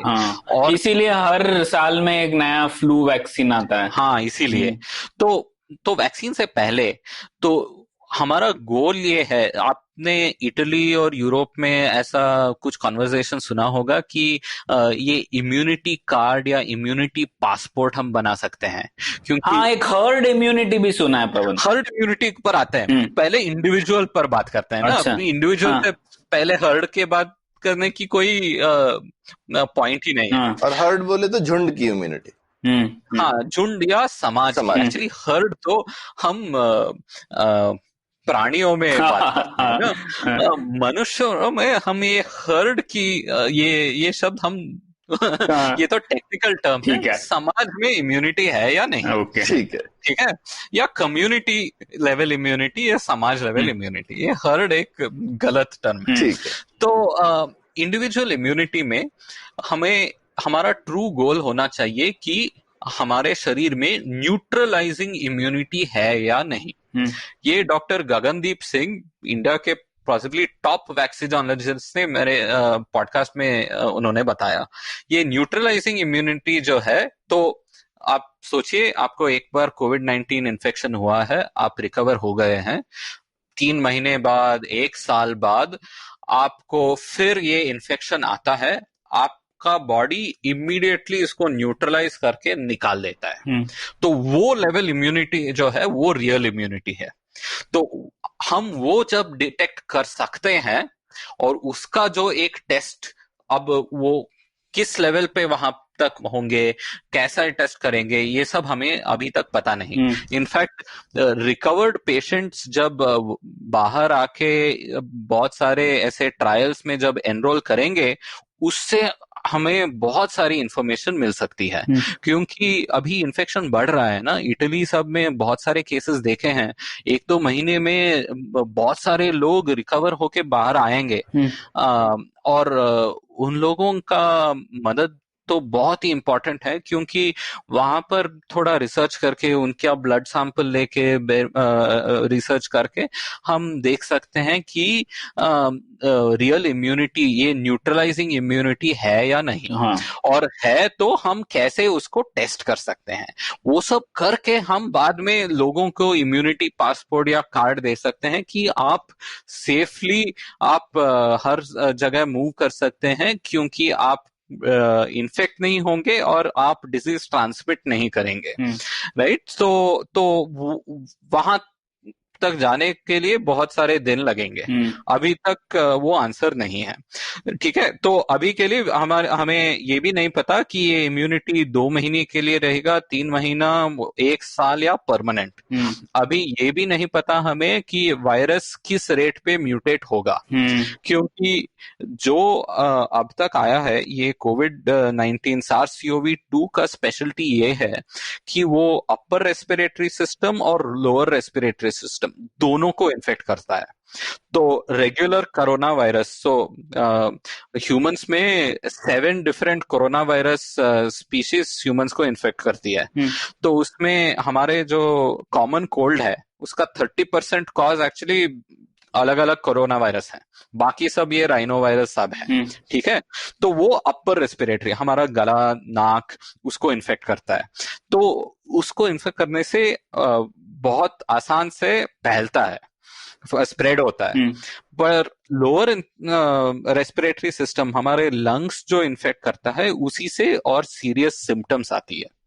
तो ये SARS-CoV-2 वायरस, आई थिंक ये क्या हुआ कि जब ह्यूमंस को इन्फेक्ट करना शुरू किया, ये तो बहुत आसान से स्प्रेड हो रहा है, बहुत आसान से इन्फेक्ट कर रहा है, तो म्यूटेशन होने की जरूरत आई नहीं अभी तक। जब हम वैक्सीन या ड्रग या कुछ इंटरवेंशन लेके आएंगे, फिर हमें पता चलेगा कि किस रेट पे ये म्यूटेशन हो रहा है। क्योंकि सारे वायरसेस, उनका जो ये आरएनए रेप्लिकेशन सिस्टम है, ये तो बहुत ही एरर प्रोन है। तो हमारे डीएनए सिस्टम, हमारे हायर मैमल्स, ह्यूमंस में जब हम 1 सेल 2 सेल होता है, डीएनए चेंज होता है, उसमें भी कोई एरर्स तो होंगे, पर बहुत सारे एरर और म्यूटेशन करेक्शन सिस्टम्स भी हैं। पर ऐसे वायरस जो है, मैंने कहा 1 लाख, 1 करोड़ नहीं, लाख करोड़ जैसे नंबर्स में जब एक वायरस मल्टीप्लाई होता है, ईच वायरस में थोड़ा बहुत डीएनए सीक्वेंस थोड़ा अलग होता है, एक ही बॉडी में, एक ही ह्यूमन बीइंग में। अच्छा। एक ही इन्फेक्शन पे। तो ये viruses mutate all the time mutate होते रहते हैं। पॉइंट ये है कि कब इस म्यूटेशंस पे एक सिलेक्शन प्रेशर आए। हम एंटीबायोटिक्स में हम देखते हैं ना, तो एंटीबायोटिक्स लेंगे तो ये बैक्टीरिया मोस्टली हम उनको डिस्ट्रॉय कर देंगे, पर कुछ 1% या 0.1% सर्वाइव होता है और रेजिस्टेंस डेवलप करता है, वो फिर पूरा स्प्रेड एंड एक्सप्लोड हो सकता है। वायरसेस में भी ऐसे ही। तो अभी तक हमें वो म्यूटेशन रेट भी नहीं पता। सो ये भी एक क्वेश्चन, उसका आंसर हमें ढूंढना पड़ेगा। और वैक्सीन और ये ड्रग्स हम लेके आते हैं, फिर कैसे चेंज होगा वो भी देखना पड़ेगा। सो ये इंडिविजुअल इम्यूनिटी के बाद में ये हर्ड इम्यूनिटी की बात में, हर्ड इम्यूनिटी ऐसे सोचिए कि आप एक इन्फेक्टेड पर्सन है, आप मे बी एक दिन या आपके इन्फेक्शन पीरियड पे कुछ 20 लोग या 50 लोग से मिलेंगे, और उन 50 लोगों में आप 2 लोगों को आप इन्फेक्ट करेंगे, right? So that is the infectivity rate. तो वो रेट कैसे कम हो सकता है? वन, आप ऐसे लॉकडाउन, सोशल डिस्टेंसिंग ऐसे करके आप 50 लोग नहीं, सिर्फ 20 लोग से मिलेंगे या 10 लोग से मिलेंगे। सो ऑटोमेटिकली ये कम हो सकता है। दूसरा, आप अच्छी तरह से हाइजीन प्रैक्टिस करेंगे, मास्क पहनेंगे, मास्क का इफेक्टिवनेस अभी देखना पड़ेगा, हैंड वॉशिंग अच्छी तरह से करेंगे। ये सब करके आप ये इन्फेक्टिविटी रेट भी कम कर सकते हैं। हर्ड इम्यूनिटी का आइडिया ये है कि अभी इन सब में असम्पशन ये है कि आपके पास इन्फेक्शन है, आपके सराउंडिंग जो लोग हैं सब ससेप्टेबल हैं, उनमें कोई इन्फेक्शन नहीं है, सब इन्फेक्ट हो सकते हैं। उनमें 20 लोग में से 10 लोगों को ऑलरेडी इन्फेक्शन हुआ है, या वैक्सीन दिया गया है, या रिकवर हो गए हैं, तो उनमें भी ये एंटीबॉडी सब इम्यूनिटी है। तो आप वो ये ट्रांसमिशन का एक चेन जो है उसको ब्लॉक कर सकते हैं ना वो, क्योंकि 20 लोगों में 10 लोग वो कैरी नहीं करेंगे ये इन्फेक्शन। तो ये थर्ड तरीका है ये इन्फेक्शन ब्लॉक करने के लिए, क्योंकि ये लॉकडाउन तो हम परमानेंटली एक्सटेंड नहीं करेंगे, उसके बाद और सारे लोगों से हम मीट करना शुरू करेंगे, खरीदना शुरू करेंगे, कुछ एक नोट तो देना पड़ेगा किसी को, वहां से वायरस स्प्रेड हो सकता है। ठीक है। तो ये हर्ड इम्यूनिटी का आइडिया है कि आप एक पॉपुलेशन में 40% या 60% इन्फेक्शन जब होता है, इन्फेक्शन से रिकवर जब करेंगे लोग, तब हर्ड इम्यूनिटी बिल्ड हो जाएगा और उसके बाद वायरस स्प्रेड तो स्टॉप हो जाएगा। तो ये लॉजिक है। इस लॉजिक में बहुत सारे प्रॉब्लम्स हैं। क्या? तो आपको भी पता होगा, तो प्रॉब्लम ये है कि वन, हमें पता है कि जो एट रिस्क पेशेंट्स है, ओल्डर पेशेंट्स है, उनमें फेटेलिटी रेट तो बहुत ज्यादा है, 10% से ज्यादा। तो ये हर्ड इम्यूनिटी एक पॉलिसी गोल ऐसे या सामाजिक गोल जब हम बनाते हैं, इसमें कितने लोग मरेंगे? 10 लाख, 15 लाख, कैसे? इंडिया में एक नया आइडिया शुरू हुआ है कि नहीं, आप जो ओल्डर पीपल है, 60 प्लस है, उनको आप सेपरेट रखिए, उनसे आप सोशल डिस्टेंसिंग प्रैक्टिस कीजिए, पर हम जो हेल्थी पीपल है, हम सब में नॉर्मल ये स्प्रेड हो सकता है, स्प्रेड तो होगा ही, तो हम रिकवर करके फिर उसके बाद हम ये डिजीज को मैनेज कर सकते हैं। ये भी बहुत ही प्रॉब्लमैटिक है। ये तो to me herd immunity vaccine जब नहीं होता है, ये तो एक इवेंचुअलिटी है, तो कई समय आउटकम होगा। ये एक गोल जैसे हम नहीं चेस कर सकते हैं, ये तो बहुत ही एक्सपेंसिव है। पर एंड ये भी देखा है हमने कि इवन इन यंगर पीपल, हमारे 20 साल, 30 साल, 40 साल लोगों में भी बहुत ही एक्सट्रीम केसेस भी हमने देखा है। तो given that the infection is spreading so much, so quickly, so rapidly, even 20 to 60 age group में कितने लोग मरेंगे ये पता नहीं, कितना हॉस्पिटल ओवरलोड होगा पता नहीं। तो लॉकडाउन तो हम अप्रैल के बाद एक्सटेंड नहीं कर सकते हैं, स्पेशली नेशन वाइड या स्टेट वाइड, पर ये हर्ड इम्यूनिटी एक पॉलिसी गोल जब बनता है, ये तो बहुत ही प्रॉब्लमैटिक हो जाता है। हाँ, वही हमें पता ही नहीं कि कितने लोग सिवियरली इफेक्ट होंगे, तो ये इसको ऐसे पॉलिसी गोल चेस करेंगे तो बहुत मुश्किलें आ सकती है। ठीक है पवन, अब मूव हो जाते हैं, अब आते हैं हम लोग ये वैक्सीनेशन, आपने कहा इसके बारे में, तो थोड़ा जल्दी से इसके बारे में भी जान लेते हैं। और ये वैक्सीनेशन ही बेसिकली एक अकेला रामबाण है एक तरह से। अगर एक मतलब पॉपुलेशन वाइड इन्फेक्शन है तो कोई और तरीका दिख नहीं रहा, जैसा तुमने डिस्क्राइब किया है सब। मतलब हम ऐसा कुछ नहीं है कि कुछ हर्बल रेमेडी करके बच जाएंगे, वो तो नहीं हो सकता। हर्ड इम्यूनिटी क्यों, कोई ड्रग डेवलपमेंट भी हो सकता है ना सौरभ, कि इलाज से, कि इलाज हो जाए। लेकिन वायरस के लिए इलाज जो है वो बहुत ही बैक्टीरिया में तो एंटीबायोटिक हो जाता है, वायरस के लिए भी ड्रग्स तो आती हैं, लेकिन अभी तक बाकी डिजीजेस में कोई इतनी बहुत सॉलिड इफेक्टिव दवाइयां तो नहीं दिखी हैं।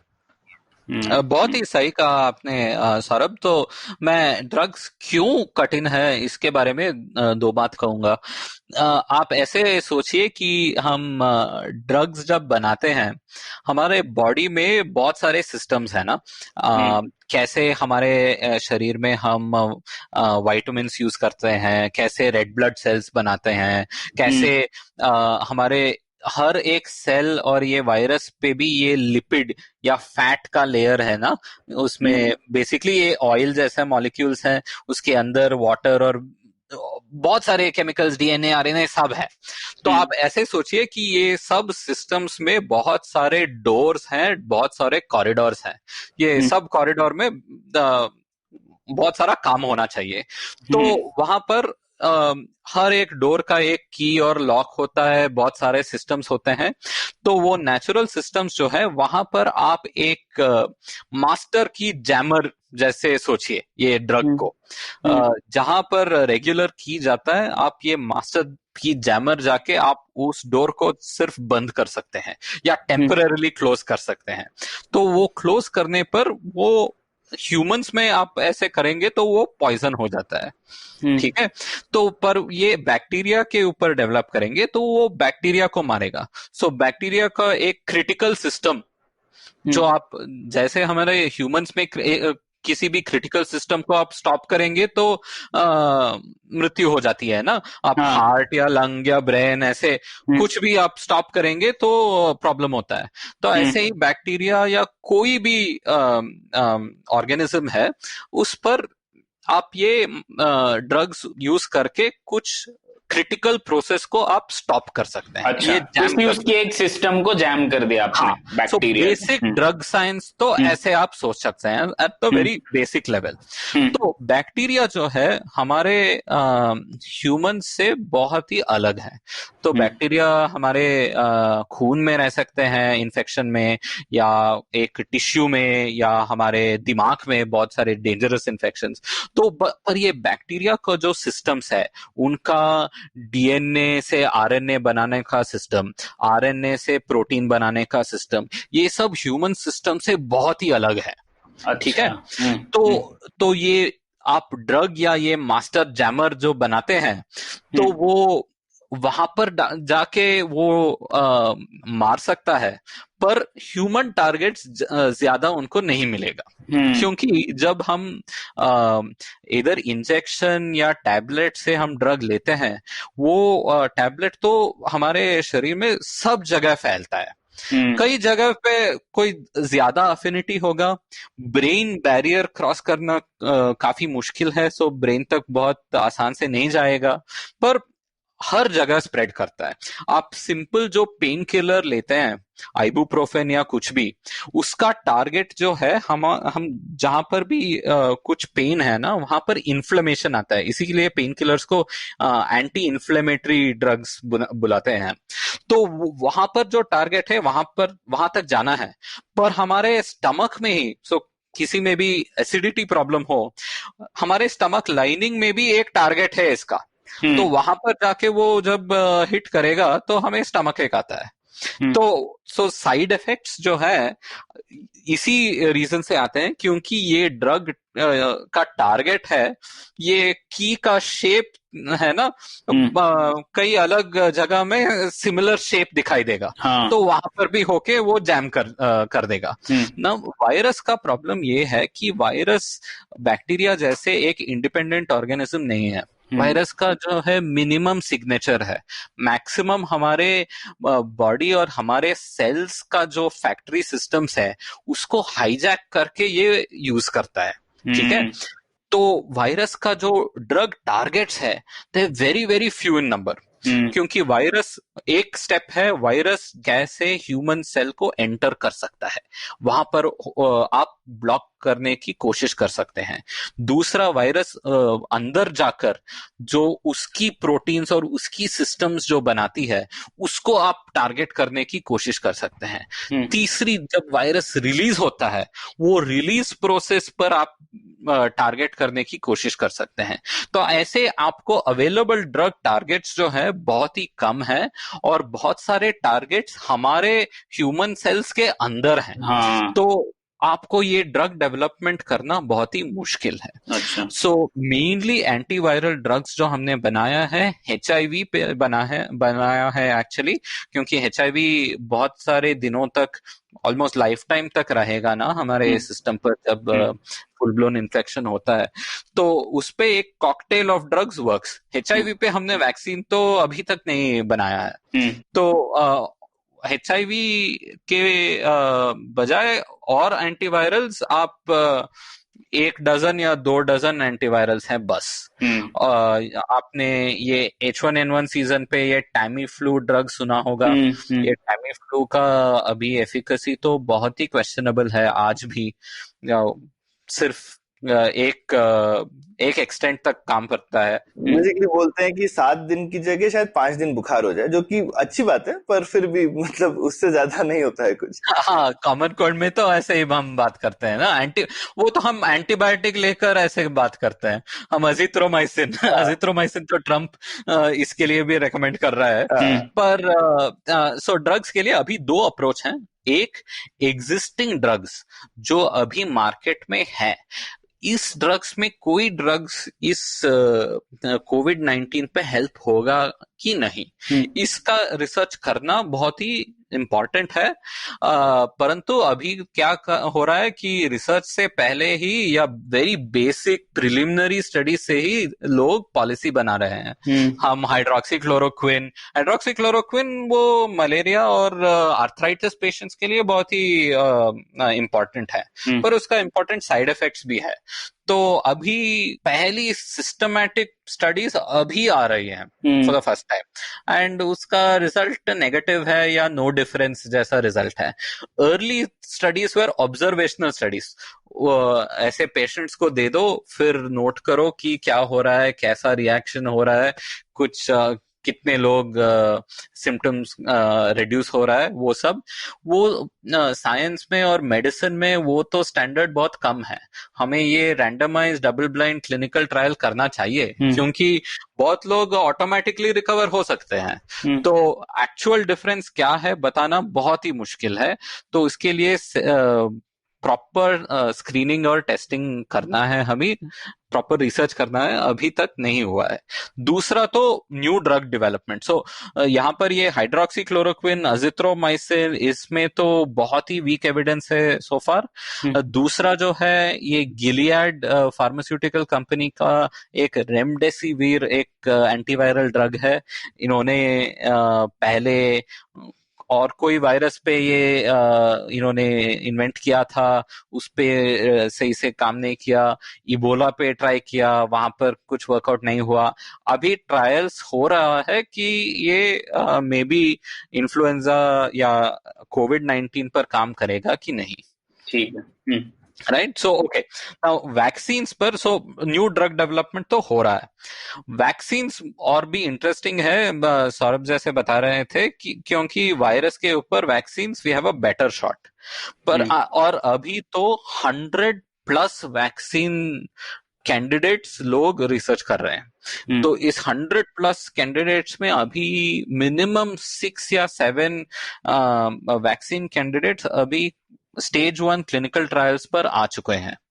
तो वैक्सीन डेवलपमेंट बहुत ही प्रॉब्लमेटिक और बहुत ही डिफिकल्ट चीज है, आसान की नहीं। बहुत सारे टाइम हमें एक वैक्सीन डेवलपमेंट के लिए 10 साल 20 साल लगेंगे, पर हम जो देख रहे हैं अभी कोविड-19 रिस्पॉन्स पे, ये स्केल, ये स्पीड, ये साइज, ये मनी पर हमने कभी भी नहीं किया ऐसा वैक्सीन डेवलपमेंट। अच्छा। तो ये 100+ कैंडिडेट्स जो है कुछ 8 से 10 डिफरेंट टाइप्स में है। तो अभी 2020 का टेक्नोलॉजी लेकर हमारा ओल्ड टीका जो है ना, आप लुइस पैस्टर तक जाएंगे तो आप स्मॉल पॉक्स वैक्सीन के लिए ये काउपॉक्स इन्फेक्शन डाल दो, इससे हमारा एंटीबॉडी रेस्पॉन्स आएगा, कुछ फीवर होगा और फिर हम स्मॉल पॉक्स नहीं कैच करेंगे।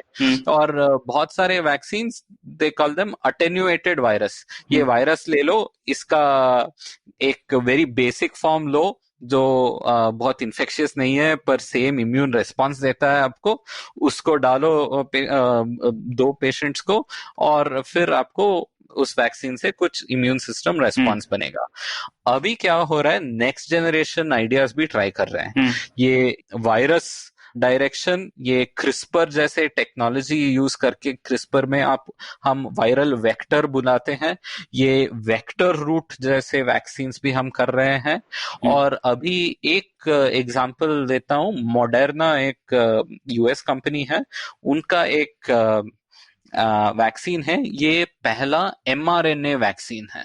सो हमने कहा था ना कि ये वायरस जो है उसका आरएनए हमारे सेल के अंदर घुसकर हमारा सेल का फैक्ट्री और प्रोडक्शन सिस्टम है उसको हाईजैक करता है ना, इसी स्टाइल में ये एक mRNA वैक्सीन, वो एक mRNA as in messenger RNA, ये मैसेंजर आरएनए वैक्सीन काम करेगा तो वो भी हमारे सेल के अंदर घुसकर दूसरे कुछ सिस्टम सेटअप करेगा, दूसरा कुछ प्रोटीन सेटअप करेगा ये वायरस को न्यूट्रलाइज करने के लिए। तो ये एक्साइटिंग टाइम भी है क्योंकि ऐसे न्यू अप्रोचेस वैक्सीन डेवलपमेंट के लिए भी हम एक्सपेरिमेंट कर रहे हैं, ट्रायल्स कर रहे हैं। पर एंड बेस्ट केस सिनारियो इस 1.5 years में कुछ वैक्सीन आएगा, पर ये बेस्ट केस सिनारियो, ये there is still a chance that 2 साल में भी कुछ वैक्सीन नहीं होंगे। ये भी पॉसिबिलिटी है कि वैक्सीन आएगा तो भी हर 6 महीने या हर 1 साल बूस्टर चाहिए। ये भी पॉसिबिलिटी है कि वैक्सीन लेकर भी हम सिर्फ एक्सट्रीम सिम्टम्स को हम रिड्यूस कर सकते हैं पर इन्फेक्शन को हम नहीं रिड्यूस कर सकते। तो कोई भी पॉसिबिलिटी है। और वैक्सीन आने के बाद सारी पॉपुलेशन में रोल आउट करना भी एक बड़ा टास्क है। मतलब 100 करोड़ लोगों को, मतलब हम पल्स पोलियो में देख चुके हैं अभियान में, कोई इतना आसान काम नहीं है कि 100 करोड़ लोगों को एक वैक्सीन एडमिनिस्टर करना। वो प्रोसेस में ही 6 महीने से 1 साल लग सकता है। एब्सोल्युटली सौरभ, इसमें 2 चीज मैं हाईलाइट करना चाहता हूँ। एक है कि इस वैक्सीन में एक सॉवरेनिटी और नेशनलिटी का क्वेश्चन आ जाता है। से ये वैक्सीन चाइना या यूएस या साउथ अफ्रीका या इंडिया कहीं पर भी डेवलप हो, अब वो इंडिया पर कब आएगा, अलग देशों में कब आएगा, ये एक बहुत इंपॉर्टेंट क्वेश्चन है। बिल्कुल। अब जैसे हमने अगर हिंदुस्तान में बनाया तो पहले हम सब हिंदुस्तानियों को वो अप्लाई करेंगे, उसके बाद बाकी लोगों को देंगे कि ये तो हमारा एक नेशनल ड्यूटी भी है। और सिमिलरली यूएस वाले भी यही करेंगे, वो कहेंगे भाई पहले हम अपने 35 करोड़ लोगों को तो दे दें, फिर उसके बाद में आपका नंबर आएगा। हाँ, इसमें सिर्फ एक है कि कुछ एफर्ट्स ओपन सोर्स मोड में भी हो रहे हैं, फुल शेयरिंग हो रहा है। दूसरा क्वेश्चन ये है कि हमारे ग्लोबल इंस्टीट्यूशंस और सरकार इस वैक्सीन डेवलपमेंट को फंड कर सकती है, क्योंकि प्राइवेट फार्मा डेवलप करेगी तो वो सब कॉस्ट उनको रिकवर करना ही पड़ेगा। बिल्कुल। तो वो एक क्वेश्चन है। और तीसरा क्वेश्चन ये है कि ये वैक्सीन, कौन सा वैक्सीन, मैंने कहा ना कुछ 8-10 अप्रोचेस हैं। सब वैक्सीन अप्रोचेस को स्केल अप और रोल आउट करने के लिए अलग अलग तरह से प्रोडक्शन फैसिलिटी चाहिए। आपको ये viral vaccine, vector vaccine, RNA vaccine, सब के लिए डिफरेंट इंडस्ट्री चाहिए आपको। तो गेट्स फाउंडेशन और अलग लोग अभी सोच रहे हैं कि ऐसा फैक्ट्री हमें सेटअप कर देना चाहिए। There's a good chance ये फैक्ट्री का काम कभी भी नहीं होगा क्योंकि वो वैक्सीन वर्क नहीं हो सकता है, पर अभी के लिए रिस्क कैपिटल को डिप्लॉय करना है क्योंकि अब वो factory should be set up and ready. जब वैक्सीन अप्रूवल आए तो फुल रैपिड रैंप अप होना चाहिए। तो इसमें इंडिया में ये है कि इंडिया में भी कुछ वैक्सीन कैंडिडेट्स डेवलपमेंट हो रहा है, पर इंडिया में बहुत सारे पब्लिक और प्राइवेट कंपनीज है जो अभी world over they supply billions of vaccine units. So India का जैसा जेनेरिक फार्मा कंपनीज बहुत सारे हैं, वैक्सीन कंपनीज भी बहुत है, तो उनको भी ये ग्लोबल डिस्कशन में एक भाग उनका भी है क्योंकि ये रैपिड स्केल अप में उनका एक बहुत ही महत्वपूर्ण रोल तो होगा ही। वैक्सीन और फार्मा की दुनिया में इंडिया शायद दुनिया का चाइना है, जैसे मैन्युफैक्चरिंग पे चाइना है। हाँ, हिंदुस्तान का वैसा रोल है और हमको वो रोल अच्छे से निभाना चाहिए कि सिर्फ हिंदुस्तान के लिए नहीं, हम पूरी दुनिया के लिए एक इम्पोर्टेंट रोल अदा कर सकते। बिल्कुल बिल्कुल। ठीक है प्रणय, ये बहुत मजा आया सुन के, टेस्टिंग और इम्यूनिटी और वैक्सीन और थोड़ा ये समझ में आया कि और कितनी तेजी से हमारी नॉलेज इस चीज में बदल रही है। हमने ही अपने पिछले पॉडकास्ट एपिसोड में, प्रणय याद है, हमने बोला था मास्क शायद इतने जरूरी नहीं है और अभी तो हम बिना मास्क के कहीं जाते नहीं है। मास्क एकदम एक इम्पोर्टेंट चीज हो गई है। तो वो भी एक बदल गया है हमारे सोचने का तरीका बहुत ही जल्दी, क्योंकि इतनी ज्यादा इंफॉर्मेशन इतनी तेजी से आ रही है। और जैसा हमने बोला, एक हम इम्परफेक्ट नॉलेज के साथ में कैसे आगे बढ़े, और हमको जैसे ही कुछ दिखता है कि हमने कुछ देखा है जो गलत है, हमको वो सही भी फटाफट करना है। तो जैसा वैक्सीन में भी पवन ने बोला, मेरे को सुन के यही लगा कि शायद इम्परफेक्ट वैक्सीन भी आई जो कि आपको पूरी तरह नहीं क्योर करती है, लेकिन अगर डिजीज को हल्का भी कर देती है, शायद वो भी हमारे लिए, शायद पहले हमारे पैमाने बहुत कठिन है कि बहुत अच्छी वैक्सीन होगी तभी हम उसको करेंगे, लेकिन शायद कोरोना के टाइम में हम इतने ज्यादा कठिन पैमाने नहीं रखेंगे। हम बोलेंगे यार ठीक है, अगर इससे डिजीज हल्का भी हो जाता है तो बहुत बढ़िया है, यार कुछ भी हो तो बहुत अच्छा है। हाँ, पर वो वैक्सीन तो ट्रायल सब पास करना है क्योंकि वो वैक्सीन से कुछ साइड इफेक्ट होके वो डिसीज से भी ज्यादा इफेक्ट हो जाए या फिर कुछ एक्सप्लोजन जैसा रिएक्शन हो जाए, तो वो तो बहुत ही प्रॉब्लमेटिक है। इस मास्क पर भी ना मैं एक बात कहना चाहता हूँ कि हमें अभी ये हैंड वॉशिंग का जो अभ्यास है हम अभी सीख रहे हैं, क्योंकि ये मास्क पहनने पर हम को हमारे फेस को टच नहीं करना है ना, क्योंकि फिर मास्क का पूरा फायदा चला जाएगा। और हम सिविलियंस तो ये सर्जिकल मास्क यूज करेंगे, तो ये surgical mask multi use mask नहीं है। बिल्कुल, उसको ठीक से डिस्पोज भी करना चाहिए। हाँ एग्जैक्टली। नहीं, वो इस हिसाब से मुझे काफी अच्छा लगा कि एक्चुअली भारत सरकार ने इस मामले में बहुत अच्छा किया है कि कॉटन मास्क जो धुल सके उसको प्रमोट कर रहे हैं कि आप वो पहनिए रादर देन ये यूज करने की जगह। और आई थिंक काफी फैलाया जा रहा है, काफी जल्दी से हाथ धोने की आदत तो धीरे से लग रही है, पर मुझे लग रहा है कि इस एक इन्फोडेमिक आपने बोला है, लेकिन सही इन्फॉर्मेशन भी आप उसी चैनल से फैला सकते हैं। बिल्कुल। तो अब टिकटॉक वगैरह पे इतना ज्यादा वीडियोस है, मास्क कैसे बनाना है, क्या हाइजीन रखनी चाहिए, कि मतलब कोई सरकारी तंत्र उसका मुकाबला नहीं कर सकता इंफॉर्मेशन फैलाने में उतना। बिल्कुल, मैं तो वापस हैंड वॉशिंग पर जाऊंगा, तो क्योंकि वो हैबिट जो है बहुत ही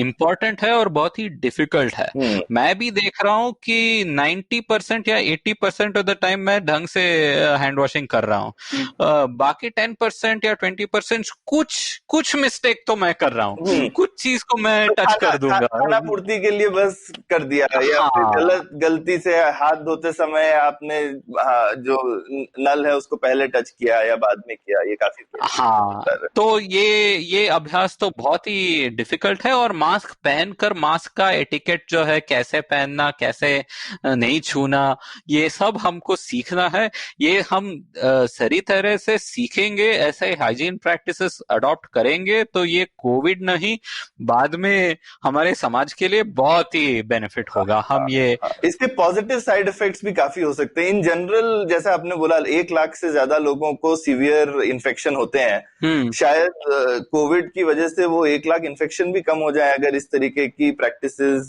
सोसाइटी में फैल जाए तो। बिल्कुल। बहुत मजा आया पवन आज की डिस्कशन में। प्रणय, खत्म करते हैं यहाँ पे। हाँ बिल्कुल, थैंक्स पवन, हमको बहुत कुछ सीखने मिला और आशा है कि हमारे लिसनर्स को भी ये सीखेंगे और अपना नॉलेज अपडेट करेंगे इस बारे में। Thank you. बिल्कुल, थैंक यू प्रणय, धन्यवाद सौरभ। उम्मीद है आपको भी मजा आया। यह पॉडकास्ट संभव हो पाया है तक्षशिला इंस्टीट्यूशन के सपोर्ट के कारण। तक्षशिला पब्लिक पॉलिसी में शिक्षा और अनुसंधान के लिए स्थापित एक स्वतंत्र संस्था है। आप दुनिया के किसी भी कोने में हो, आपकी उम्र कुछ भी हो, अगर आप पब्लिक पॉलिसी, विदेश नीति या टेक्नोलॉजी गवर्नेंस में रुचि रखते हैं तो तक्षशिला की वेबसाइट takshashila.org.in पर उनके कोर्सेज को जरूर चेक कीजिए। और अगर आप पुलियाबाजी में शामिल होना चाहते हैं तो हमसे कनेक्ट कीजिए puliyabazi@gmail.com पर या फिर @puliyabazi ट्विटर पर। शुक्रिया। Entertainment is like food for the brain. It's a window to culture and a great way to understand the world around us. The internet has changed what it means to be an entertainer, creating new storytellers with millions of fans. It has spawned a new breed, the story-sellers, those behind the scenes creating the business for this ecosystem. They work with brands, platforms and channels who are keen to capitalize on an audience hungrier than ever for more stories. I'm Vineet Kanabar, and I have a ringside view to how stories are told and sold. On my show, I bring you creators, artists, executives, and marketers for a freewheeling conversation around the business of entertainment. Tune in to Storytellers and Storysellers for personal stories, analysis, and criticism every Thursdays as I talk to the brightest minds telling or selling great stories today.